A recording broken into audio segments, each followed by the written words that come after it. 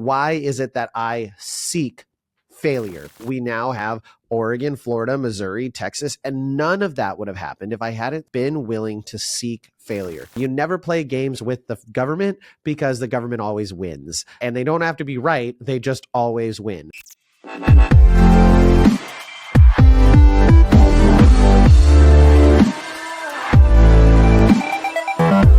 Hello, everyone, and welcome to another episode of the Cheer Biz Podcast. I'm your host, Dan Cotton, and today we are going to be talking about why I seek failure. Now, before we get into the episode, I want you to make sure that you are in our Facebook groups if you're a gym owner or coach. So if you're a gym owner, make sure you are in Cheer Gym Owners on Facebook, where we are having discussions going on there, as well as All-Star Cheer coaches and owners, and you've joined both of those groups. Or if you're a coach, make sure you're in the All-Star Cheer coaches and owners group as well, where we have awesome conversations going on. If you are a parent listening, I want to thank you for listening. We don't have a specific group for cheer parents, although there are some other groups out there that have a lot of conversation going on. And if you are an owner, please also check out nextgenowners.com. It is 2025. It's January. There is no better time to invest in your future, in your business than right now. And the best investment you can make is joining the Next Gen Academy and getting a business coach just like me to help you grow your gym from all of the failures that we have had.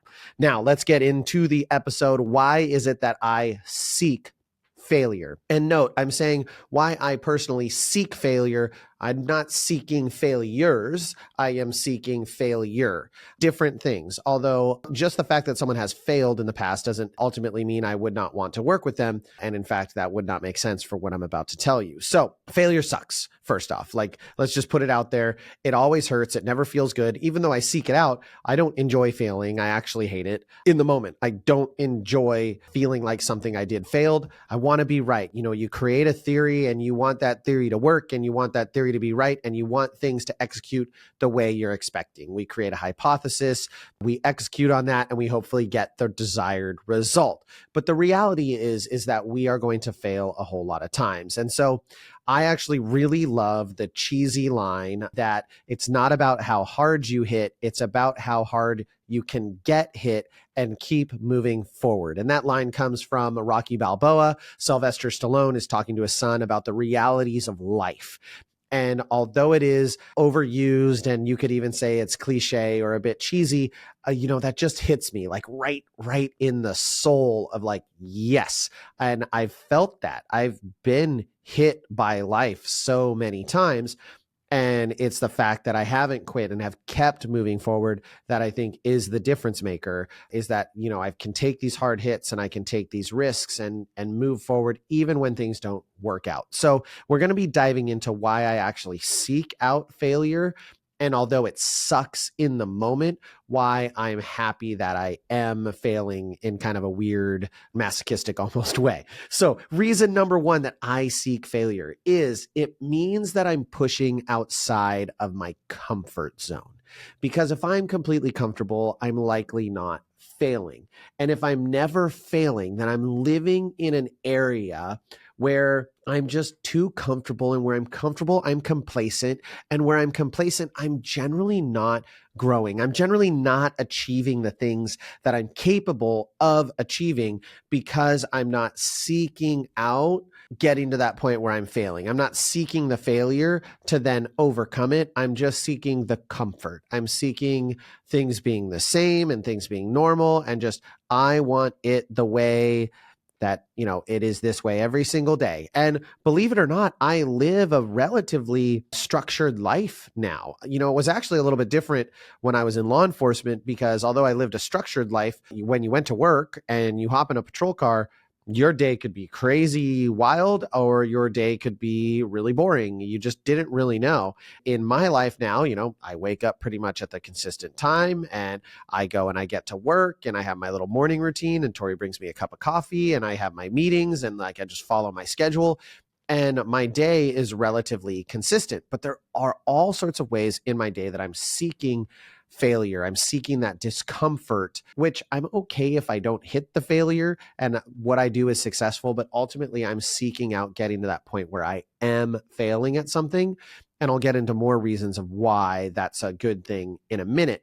But I'll talk about the comfort thing. This was really well exhibited back before I decided to expand Dream Camps. And I've told this story before. I had been running Dream Camps for, we were headed into our 8th summer running camps. And I had only been in Oregon and we'd grown. We started very, very small and I'd taken risks for the first like 3 or 4 years of Dream Camps. We took risks and added, and we had sought failure again here by adding more individual camps that summer, but it wasn't really a huge risk. It wasn't really something we were likely to fail at unless we just didn't sell. And even then that's like a fairly marginal failure. I had always resisted. I'd been tempted, but I'd always been like, oh, I'm not going to expand. I'm not going to expand. I'm not going to I just don't know. I don't want to mess up. I don't want to fail. And I was at our Las Vegas conference in January a couple years ago, and 2 of my amazing staff instructors, Callie Seitzer and Sean Guzman, who met at camp, that's my claim to fame, who met at camp, were there teaching, and they were providing tumbling technique instruction for coaches at conference, as well as some tosses and some things like that. But they'd been teaching and they were over at the Dream Camps booth. And they said, when are you going to expand outside of Oregon? Like, when are you going to do something somewhere else? And I was like, well, I had all the excuses. Well, I don't know. I've kind of been looking for the right location. And I had all the reasons of why I hadn't done it. And they were like, well, just go to Camp Geneva where Top Gun goes when we do our full program event.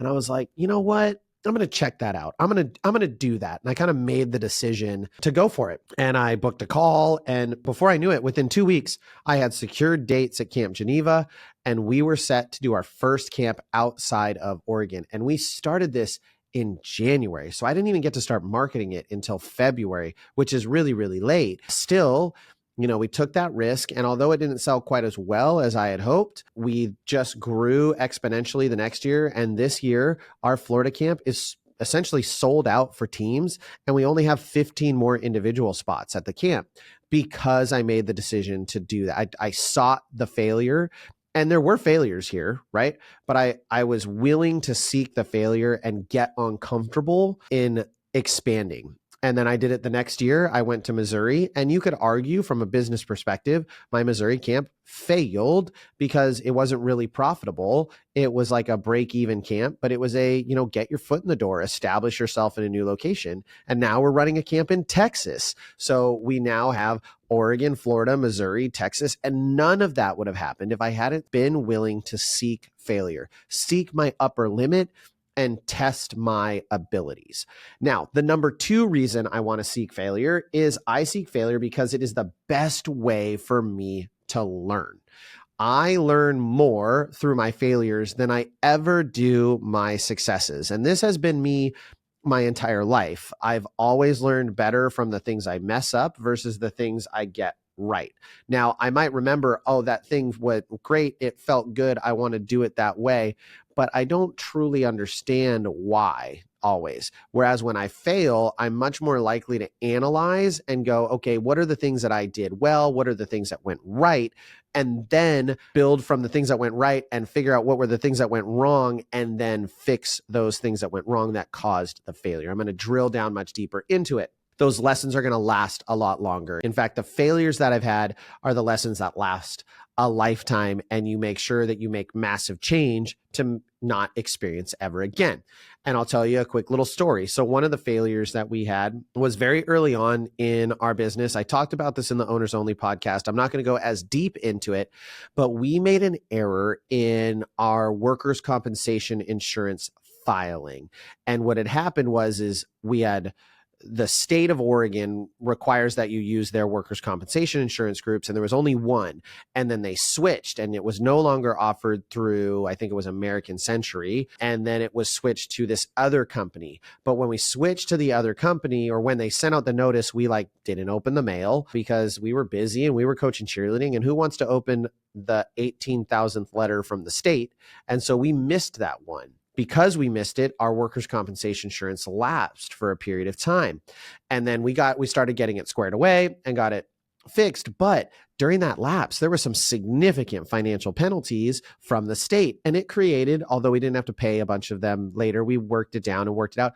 But I mean, we're talking hours upon hours upon hours of stress. It cost us money, all because we were too busy to focus on the basic business things we needed to do, like opening the mail from the state. Because, like, heck, it's hard to get me to check the mail sometimes. Unless I know we've got checks coming, I'm like, why do I want to check the mail? So I've had to learn, and we learned from that experience of like, okay, this is not something we can ignore. And when things like this happen, you never play games with the government, because the government always wins, and they don't have to be right. They just always win. So that was a huge lesson learned. And it has impacted all of the decisions that I've made after it. Whenever I'm looking at administrative stuff, which, you guys, I hate the admin side of things. I don't enjoy it at all. The like logistics of filing paperwork and all of that stuff, bleh, not fun for me in any way, shape, or form. But I've had to learn to appreciate its value. And I only learned that because we had a failure, and that failure was a very painful experience. And so I seek failure in a variety of ways, because those painful experiences, those experiences where I spend $150 on an ad and I get 0 clicks on it, or it doesn't convert, or if something goes wrong, then I go, okay, that failed. Why did it fail? And it allows me to like not make the same mistake again. So it is hugely important to learn from those failures, and those painful lessons oftentimes last much longer. Now, my number 3 reason that I seek failure is that failure keeps me evolving. And I think this is ultimately why I seek the failure, is if I push something all the way to the point that I fail at it, I'm pushing it to the limit of my ability. And by doing so, it's causing me to grow and learn and test and understand that thing more, because I failed at it, and I got to that limit, that upper limit of failure. Now, you might be thinking, Dan, you're talking only about failure, and I can give you a list of all the failures I had that weren't good. The only way a failure is a complete not good is if you learn absolutely nothing from it.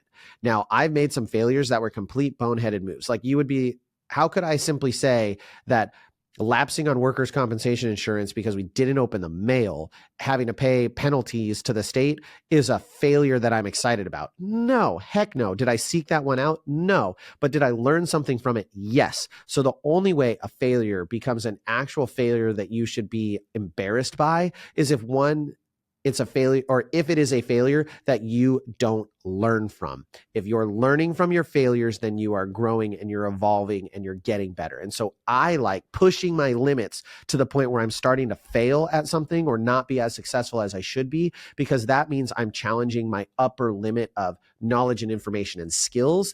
And then it forces me to step up my skills and increase what I'm capable of doing. So that failure and pushing to that failure point is so valid for me. And I talk to my athletes about this too. It's essentially what we do in weight training. It's what we do in tumbling. We master certain things, but then we add in new information or a new challenge, and that's now we're going to fail at it a lot until we get better. And then we get better at that thing, and then we push and we start failing again. You know, when I'm building muscle, when I'm going to the gym, the bar none best way to actually have muscle growth is through training to failure, training to a point where your muscles can't go anymore, and then stopping and resting until you can go again, and then going all the way to failure. That is pretty much the scientifically proven way to build muscle. Now, there'll be people out there who will tell you different things, but again, failure is a great tool for